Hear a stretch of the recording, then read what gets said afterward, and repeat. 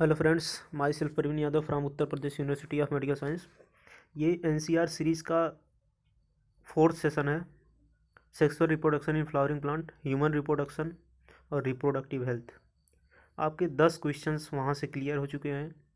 ABBMU के लिए, CB net के लिए और KGMU के लिए, जो अदर नर्सिंग के एग्ज़ाम हैं उनके लिए यहाँ से क्वेश्चंस आने कंपलसरी है। ये जो चैप्टर, ये एक यूनिट ख़त्म हुई है रिप्रोडक्शन की, तो ये यूनिट काफ़ी इम्पॉर्टेंट है। Sexual reproduction in flowering plant, human reproduction और रिप्रोडक्टिव हेल्थ, ये तीनों चैप्टर्स काफ़ी इम्पॉर्टेंट हैं और एक यूनिट ख़त्म हो गई। और आज का टॉपिक है इवोल्यूशन। इवोल्यूशन आज हम कवर करेंगे। लगभग 300 क्वेश्चंस डिस्कस हो चुके हैं। आज इवोल्यूशन में लगभग 50 से 60 क्वेश्चन हैं, इसको भी हम डिस्कस कर लेते हैं।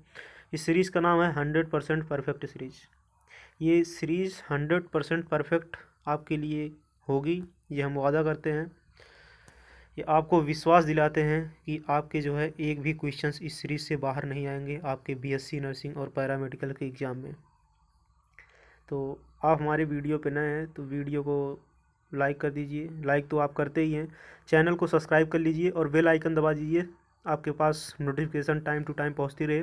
और जो स्टूडेंट इस सीरीज़ को कंटिन्यू कर रहे हैं वो कंटिन्यू इस सीरीज़ को करें। डेली वीडियो अपलोड होती है और ये सीरीज़ बहुत ही इम्पॉर्टेंट है। तो इस सीरीज़ को हम स्टार्ट करते हैं। लगभग 60 क्वेश्चन है। The study of history of life from on earth, इसको हम इवोल्यूशनरी बायोलॉजी बोलते हैं। जो है the study of history of life from on earth, forms on earth, जो लाइफ पाई जा रही है अर्थ पे, इसकी अगर हम स्टडी करते हैं तो उसको हम इवोल्यूशनरी बायोलॉजी बोलते हैं। स्टीलर जो stellar distance are measured in, stellar distance जो है लाइट ईयर मेजर की जाती है। Universe is very old, almost 200 billion years.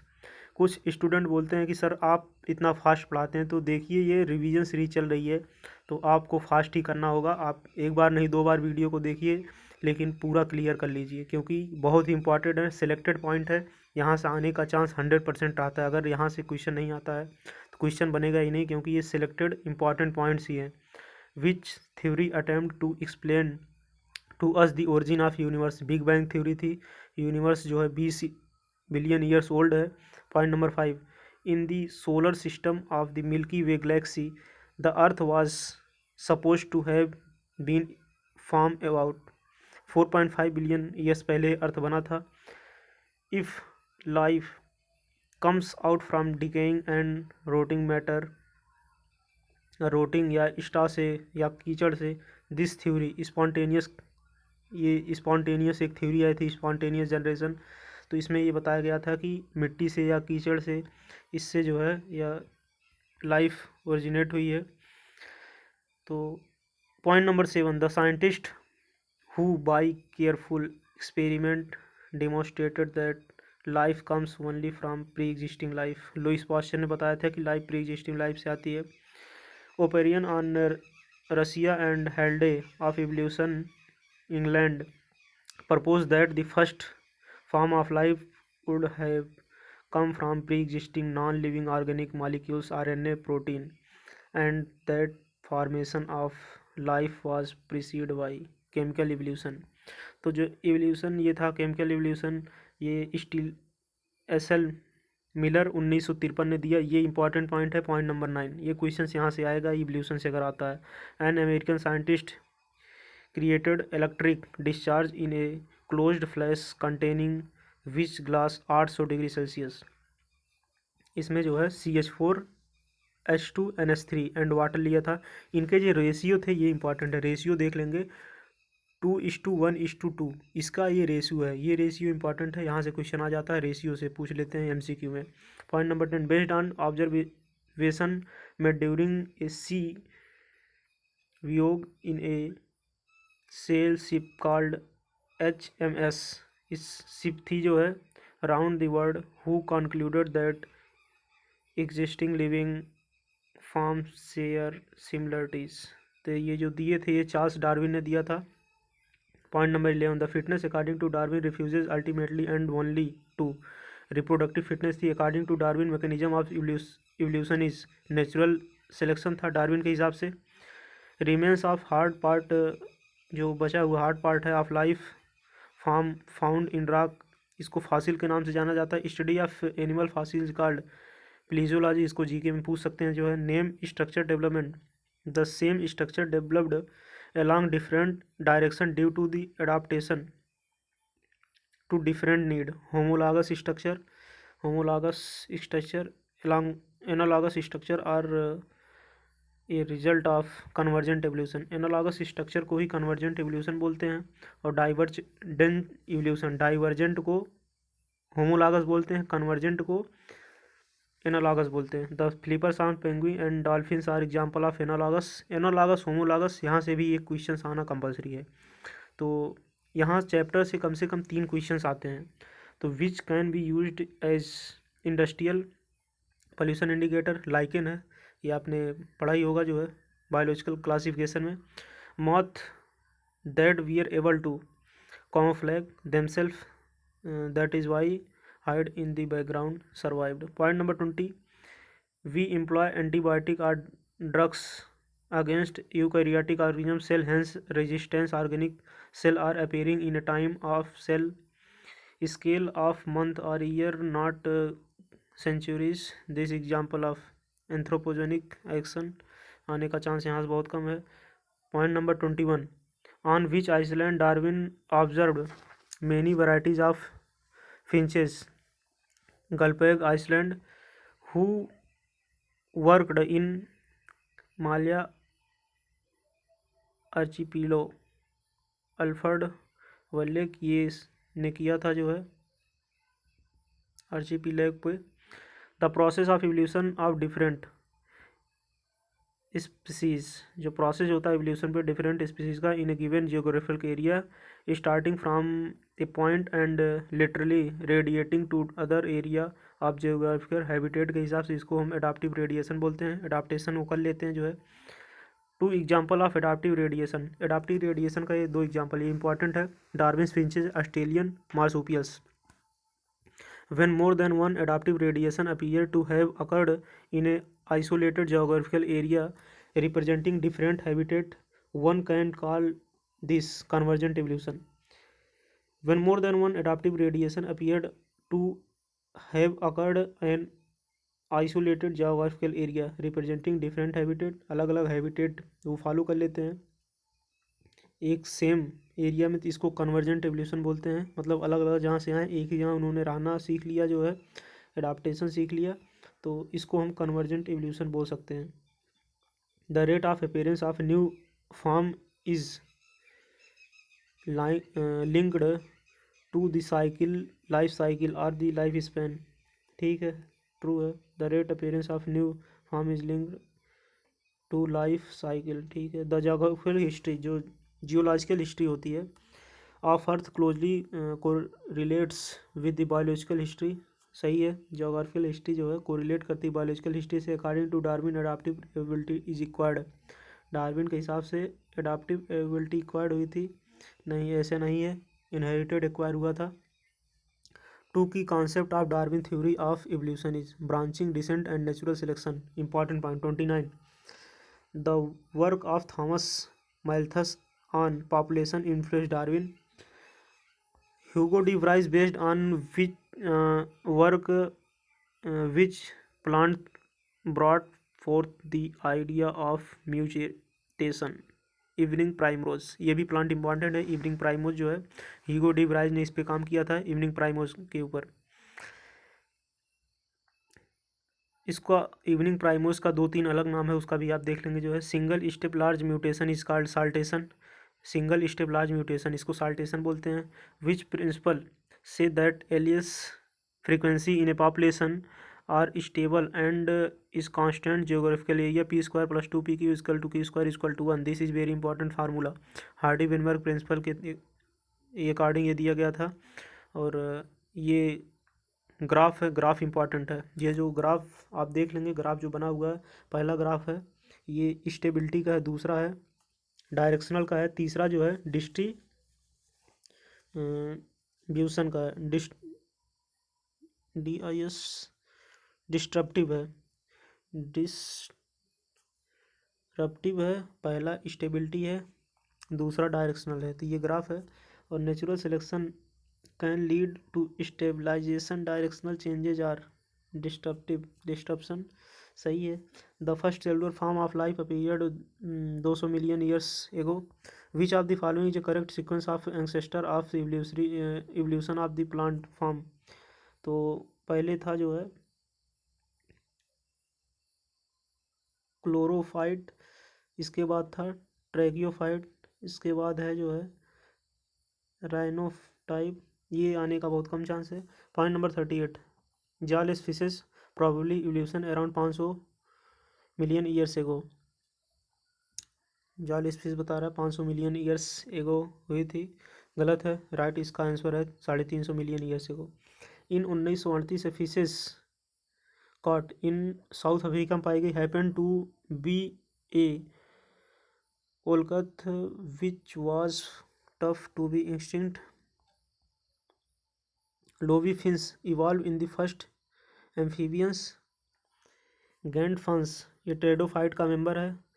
We are present but they all fell of form coal in deposit slowly. Point number 42 देख लेते हैं।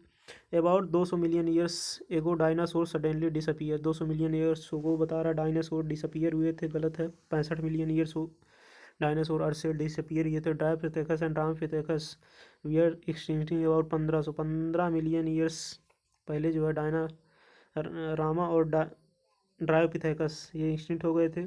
2 millions years ago which can एक्सेप्टर probably lived in East Africa grassland. Australopithecus थे जो है ये 2 million years पहले जो है ये पाए गए थे।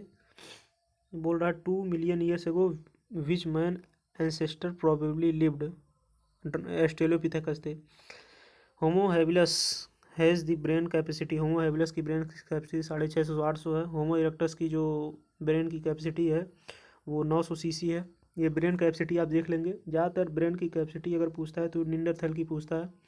तो who brain capacity 1400 CC, lived in east and central Asia 1000 से 1,00,000 से 40,000 ईयर्स पहले इन निंडरथल। ये निंडरथल जो है निंडरथल से ही क्वेश्चन आता है। 1400 सीसी की ब्रेन कैपेसिटी होती है, तो यहाँ से क्वेश्चन पूछ लेता है। Homo sapiens arose in which place moved across continent and develop into distinct races. Africa से।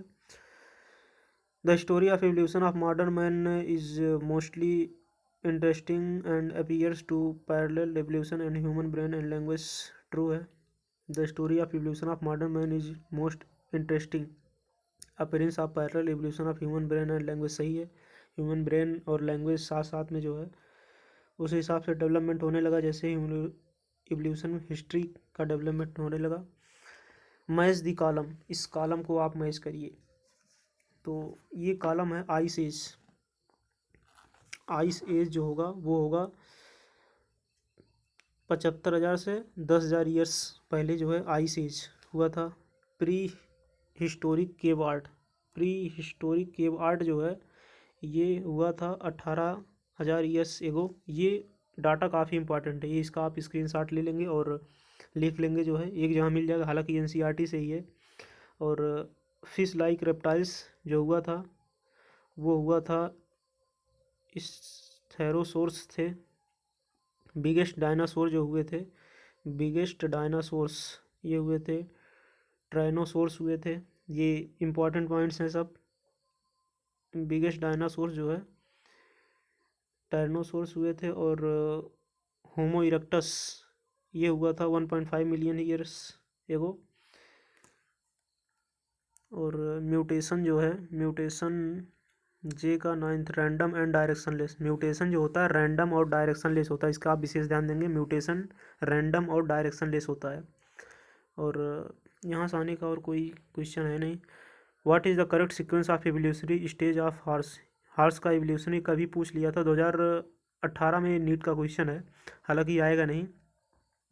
एवोल्यूशनरी स्टेज हॉर्स का ये पूछ लिया था जो है, तो यहाँ से हॉर्स का आप ऑर्डर देख लेंगे। The correct sequence of human ancestor in increasing brain capacity पूछ रहा है इंक्रीजिंग आर्डर में। तो ब्रेन कैपेसिटी आप याद किए होंगे, तो इंक्रीजिंग आर्डर में आप इसको कर सकते हैं। तो पहले होगा क्रोमैग्नन मैन, इसके बाद होगा जो है होमो हैबिलस, फिर होगा होमो इरेक्टस, फिर होगा जो है निंडरथल मैन, इसके बाद जो होगा क्रोमैग्नन, पहले ऑस्ट्रेलियोपिथेकस, इसके बाद होगा होमो हैबिलस, फिर होगा जो होमो इरेक्टस, फिर होगा निंडरथल मैन, इसके बाद Cro-Magnon man.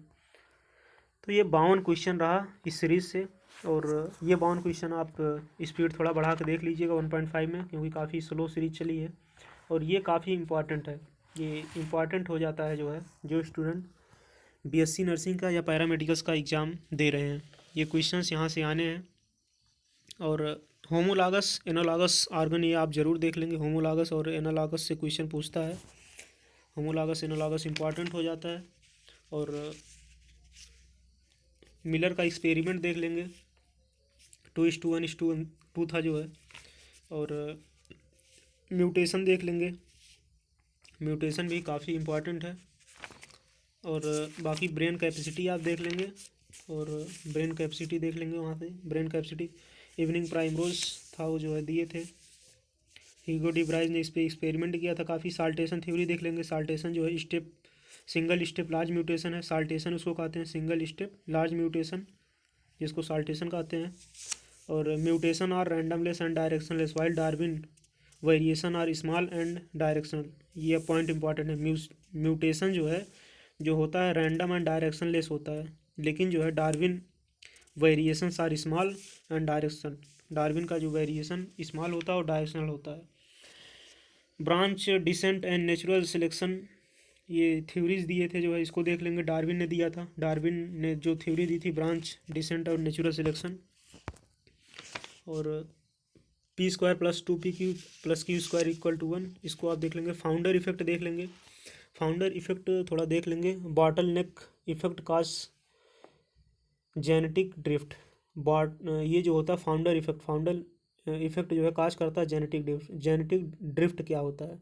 Random function of change in a given frequency of small population, इसको कहते हैं genetic drift. Random function of change in given frequency of small population, इसको कहते हैं जेनेटिक ड्रिफ्ट। फाउंडर इफेक्ट क्या होता है उसको आप देख लीजिए।